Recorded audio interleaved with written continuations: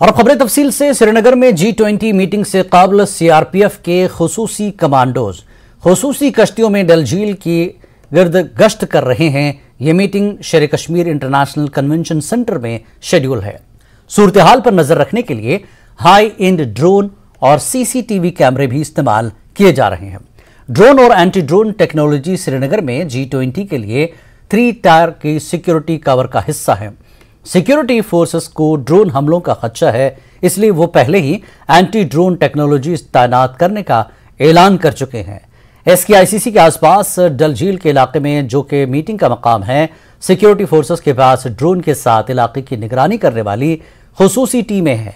किसी भी नाखुशगवार वाक़े से बचने के लिए श्रीनगर शहर के पूरे इलाके में सख्त हिफाजती इंतजाम किए गए हैं। ये तीनों तस्वीरों में आप देख सकते हैं सिक्योरिटी का किस तरह से बंदोबस्त किया गया है। कई जगहों पर नाके लगाकर जम्मू कश्मीर पुलिस हर गाड़ी की चेक कर रही है, कागजात चेक किए जा रहे हैं। वहीं दूसरी तरफ खुसूसी दस्तों के जरिए मीटिंग के मकाम का सख्त सिक्योरिटी का जायजा लिया जा रहा है। ड्रोन का इस्तेमाल किया जा रहा है। ड्रोन के खदशात के पेश नजर एंटी ड्रोन इस्तेमाल किए जा रहे हैं सिक्योरिटी फोर्सेस की जानिब से। और आसपास के इलाकों में जो मकानात है, उन मकानों की भी तलाशी ली गई है। चप्पे चप्पे पर फोर्सेस की नजर है।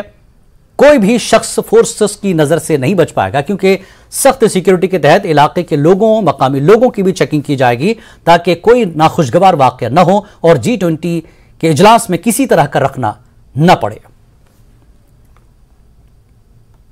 और वहीं जम्मू पुलिस ने G20 इजलास से पहले जम्मू शहर के मुख्तलिफ इलाकों में सिक्योरिटी के इंतजाम किए हैं। जम्मू शहर के तमाम दाखिली रास्तों बशमूल शहर के अंदरूनी हिस्सों को हाई अलर्ट पर रखा गया है। शहर भर में रुकावटें खड़ी कर दी गई हैं। जम्मू पुलिस गाड़ियों की चेकिंग कर रही है और इसके मुताबिक कागजात की मुनासिब जांच पड़ताल की जा रही है।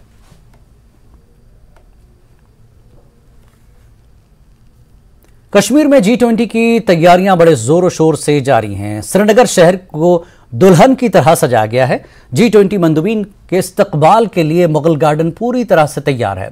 डल झील के किनारे शानदार कुदरती हुस्न से मालामाल मुगल गार्डन में सयाहों की भीड़ उमड़ी हुई है। खूबसूरत मनाजर और भरपूर सकाफती विरसे के लिए मशहूर इस मुगल गार्डन और डल झील के चंद दिलकश मनाजर पर डालते हैं नजर।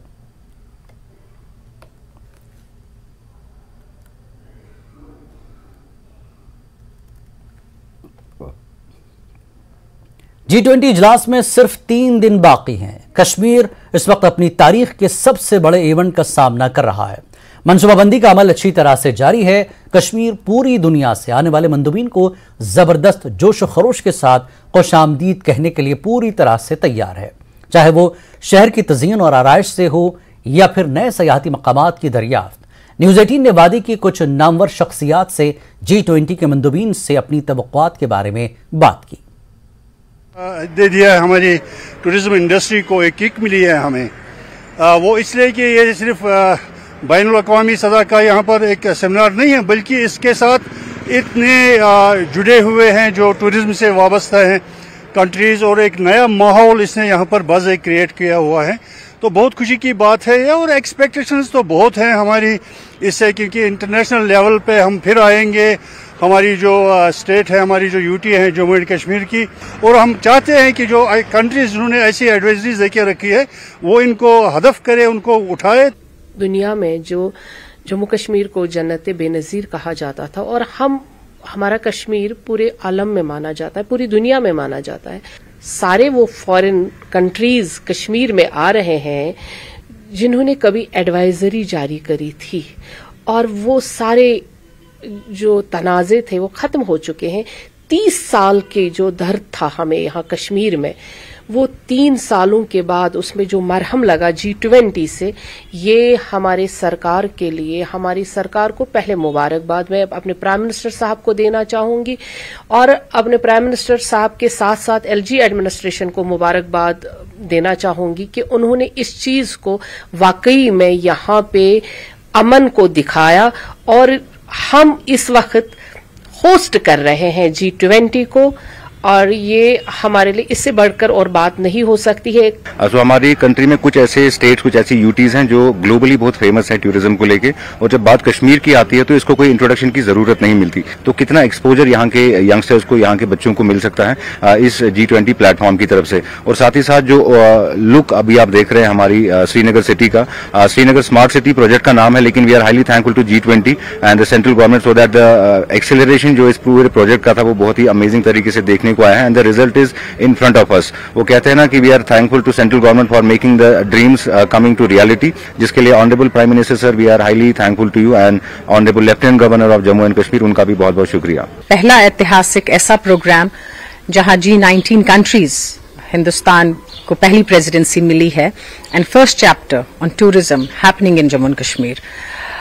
ये बहुत ही अद्भुत मुबारकबाद है जम्मू कश्मीर के लिए कि यहाँ पे जो सिचुएशन है उसको आप एकदम बदलता हुआ देखेंगे।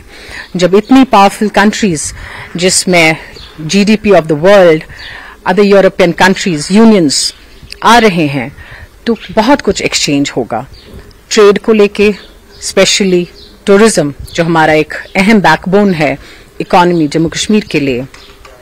आई believe medical tourism, student exchange programmes, development, everything, when such big countries, इतनी पावरफुल कंट्रीज, भारत देश जो एक बहुत ही पावरफुल कंट्री है आज की डेट में, पूरे दुनिया के मैप पे हिंदुस्तान जाना जाता है, सो कश्मीर भी जाना जाएगा उसकी मेहमान नवाजी के लिए। खूबसूरत मुगल गार्डन श्रीनगर जो अपने शानदार कुदरती खूबसूरत मनाजर और भरपूर सकाफती विरसे के लिए जाना जाता है, अब G20 के मंदुबीन के इस्तकबाल के लिए तैयार है। श्रीनगर में समिट में शिरकत करने वाले मुख्तलिफ ममालिक से आने वाले मंदुबीन खित्ते को आलमी सयाहती मकाम के तौर पर फरोग देने के लिए सफीर के तौर पर काम करेंगे। इन दिनों सयाह कश्मीर के हेल्थ रिसोर्ट्स में पूरी तरह लुत्फअंदोज हो रहे हैं, क्योंकि रवां साल सयाहों की एक बड़ी तादाद कश्मीर की सैर कर रही है।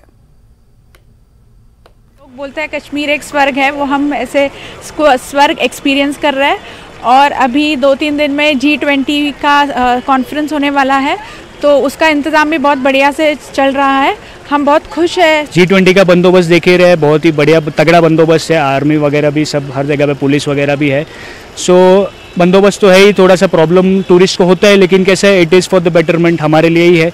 सो हम थोड़ा सा बेयर करना भी पड़े तो बेयर करने के लिए तैयार है। बट अच्छी बात है कि G20 के बड़े डेलीगेट्स यहाँ पे कश्मीर में आ रहे हैं। जो G20 आने वाले हैं उसके वजह से बहुत ज़्यादा मतलब बदलाव और बहुत ज़्यादा डेवलपमेंट दिख रही है, लोगों में बहुत ज़्यादा उत्साह भी है, और सब जगह मतलब जो डेवलपमेंट है और जो टूरिस्ट है सब खुश है सबसे। ये बहुत गौरव की बात है कि अपने यहाँ पे जम्मू कश्मीर पुलिस और CRPF की टीमों ने मुश्तरका तौर पर डल झील में हाउस बोट्स की तलाशी ली। G20 इजलास के पेश नज़र शहर में 3 लेयर सिक्योरिटी फराहम की गई है। किसी भी फजाई खतरात का मुकाबला करने के लिए एंटी ड्रोन टेक्नोलॉजी भी इस्तेमाल की जाएगी। न्यूज़ 18 की इंटरनल सिक्योरिटी एडिटर अरुणिमा ने शहर में सिक्योरिटी इंतजामात का जायजा लिया। G20 के मद्देनजर ना सिर्फ भारत और पाकिस्तान के बॉर्डर पर, इंटरनेशनल बॉर्डर पर या लाइन ऑफ कंट्रोल पर, बल्कि मैरिटाइम बाउंड्रीज जो है, जो पानी डिवाइड करता है भारत और पाकिस्तान की टेरिटरी को, चाहे नदी हो चाहे नाले हो, उन पर भी नजर रखा जा रहा है। इस वक्त हम चिनाब नदी में जो BSF की पेट्रोलिंग पार्टी है उनके साथ आए हैं समझने के लिए कि क्यों जरूरी है इस इलाके पर भी नजर रखना। हमारे साथ ऋतु है। ऋतु, हमको समझाइएगा, ये जो इलाका है चिनाब नदी के ऊपर, इस पर पेट्रोलिंग क्यों जरूरी है? इन्फिल्ट्रेशन का खतरा पानी से भी है क्या? यस मैम, क्योंकि जो पानी का जो वाटर लेवल है ये अप्स डाउन होता रहता है, जिससे कि इन्फिल्ट्रेशन के ज़्यादा ही यहाँ पे खतरा रहता है। प्लस ये जो चिनाब रिवर है इसके बोथ साइड डेंस फॉरेस्ट है, तो जो पाक की तरफ से इन्फिल्ट्रेशन होने की ज़्यादा संभावना है, उसी को रोकने के लिए हम बोट के द्वारा पेट्रोलिंग करते हैं। बोट के द्वारा पेट्रोलिंग करना इसलिए भी जरूरी है क्योंकि दोनों तरफ आप देख रहे हैं बहुत सारे पेड़ हैं, जंगली इलाका है ये, और ये जो सरकंदा घास है, जो लॉन्ग ग्रास जिसको अंग्रेजी में कहते हैं, लंबे लंबे घास के पैचेस हैं।